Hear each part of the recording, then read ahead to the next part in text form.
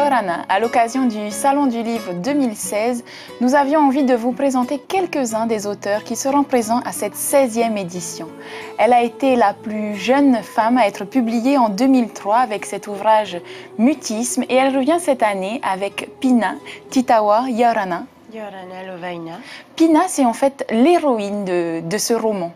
Tout à fait, c'est l'héroïne, aussi un souffre-douleur et surtout un porte-voix d'une génération tahitienne. Alors Pina, elle vit dans une famille de 9 enfants, une famille qui est en très grande difficulté. C'est un peu le vilain petit canard de cette histoire. Oui, exactement, le vilain petit canard, mais en même temps le sphinx de la famille, puisqu'elle arrivera, elle, avec sa vision du monde, justement, sa vision de la vie, à sortir un peu sa famille. Puis on verra tout au long du roman son peuple d'une certaine situation. En fait, ce personnage, c'est la personnification de la population polynésienne. D'une certaine partie. Voilà, d'une certaine catégorie. En fait, Pina, c'est le symbole des gens sans parole. C'est un peu... Pina, c'est un peu la continuation de Mutisme, où avec Mutisme, je faisais l'état des lieux des non-dits. Là, on est carrément dans une espèce de... Dans une histoire. Voilà, une histoire, mais surtout un lieu de non-être, en fait. Une espèce de no man's land, justement, où se côtoient la misère sociale, mais aussi les grands rêves d'une population. Alors cette fiction, elle commence avec ces premiers mots, un petit corps balance, plutôt il tournoie à demi, calmement, c'est excessif ce calme. Il laisse entendre que le dernier sursaut a eu lieu, c'est plus la peine. Oui, alors bon, d'entrée, c'est très fort. Voilà, c'est très fort. D'entrée, on est planté dans un cadre où la mort est présente avec en arrière-plan le chant d'une rivière. Et voilà, quoi, on est là sans concession dans ce monde brutal que j'ai voulu décrire, que je décrirai toujours en fait. Titawa, votre écriture est assez poignante, elle est sans non, il n'y a pas de non-dit dans votre écriture.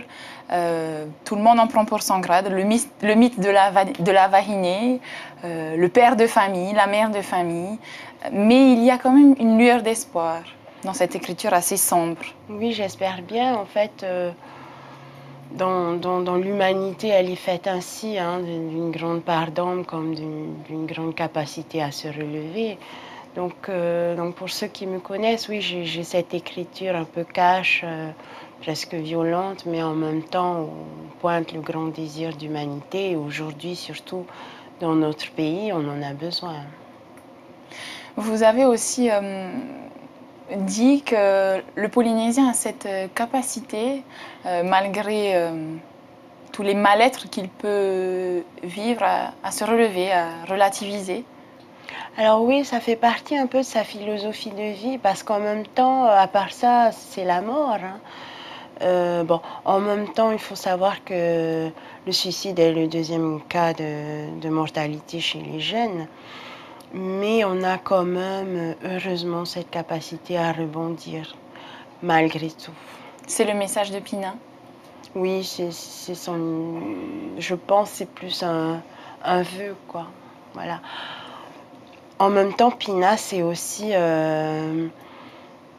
cette sonnette d'alarme, hein, ce cri de révolte, justement, devant une paupérisation de plus en plus alarmante, une violence incroyable, une violence dans les familles, mais aussi une violence institutionnelle. Et ça, c'est quelque chose qui me tient beaucoup à cœur, c'est dénoncer ces violences normalisées.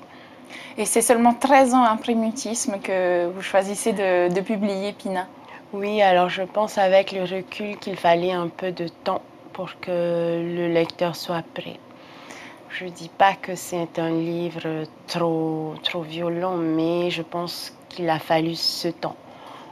Il a fallu décompter les choses pour peut-être accepter une parole encore plus peut-être profonde, enfin, qui fait encore plus mal peut-être que mutisme.